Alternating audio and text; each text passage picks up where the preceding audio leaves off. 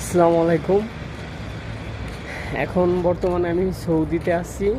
ঠিক আছে, আগে সবাই মানে সৌদিতে যারা থাকতো, বন্ধু বান্ধব, ফ্রেন্ড সার্কেল, ভাই ব্রাদার যারা থাকতো, সবাই বলতো যে সৌদি আসিস না, অনেক গরম।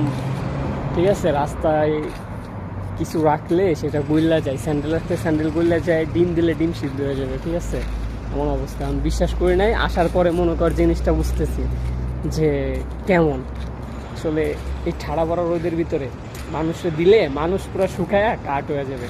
আর তো স্যান্ডেলের কথা কইলামই না। ঠিক আছে, আশপাশটা দেখো, আর পুরো ঠাড়া বড় রোদ, রোদটা কই এর উপরে।